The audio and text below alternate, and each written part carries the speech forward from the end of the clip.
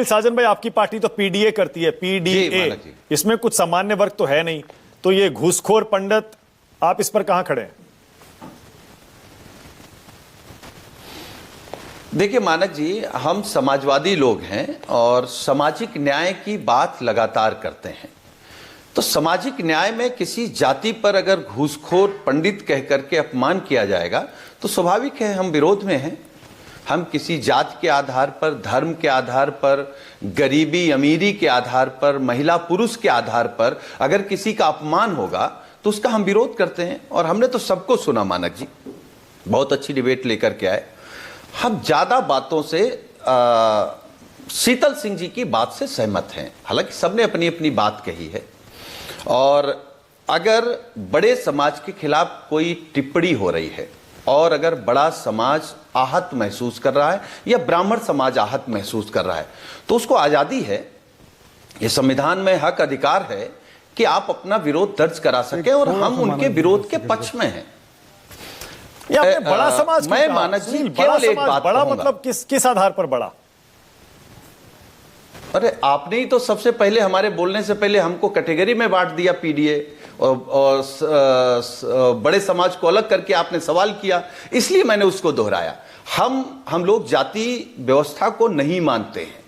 एक मैं केवल आपकी डिबेट में एक बात आज समझ गया हूं और आपके कार्यक्रम के माध्यम से ये जरूर कहूंगा पिछड़ों से, दलितों से, आदिवासियों से कि हमको आपको अभी भी जो सवर्ण समाज है उससे बहुत कुछ सीखने की जरूरत है और सीखना भी चाहिए।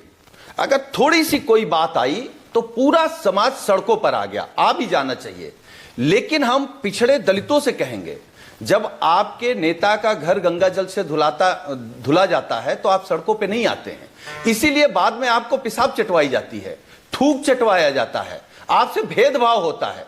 अगर आप सड़कों पर आना सीख जाएंगे तो आपके साथ कुछ नहीं होगा, कुछ भी नहीं होगा। और कोई इतना ताकतवर नहीं है कि आपको पेशाब चटवा सके, आपको थूक चटवा सके, आपकी जात के आधार पर आपका घर गंगा जल से धुलवा सके। अगर आप यादव हैं तो आप कथावाचक नहीं हो सकते।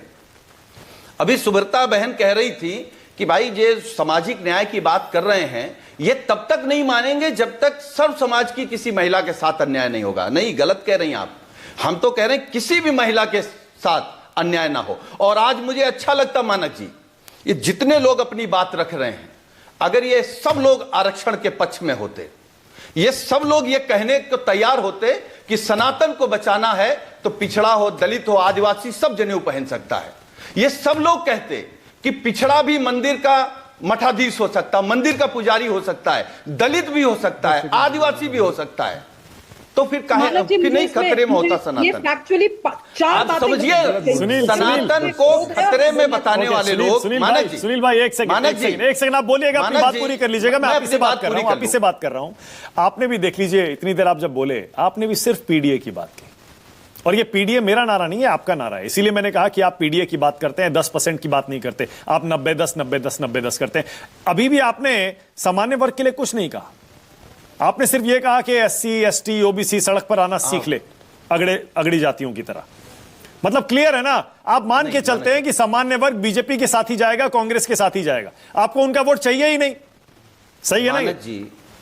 मानक जी पहले मैंने सबसे पहले कहा कि 4 बातें गलत कही गई हैं, पंडित जैसे टिप्पणी का हम विरोध करते हैं।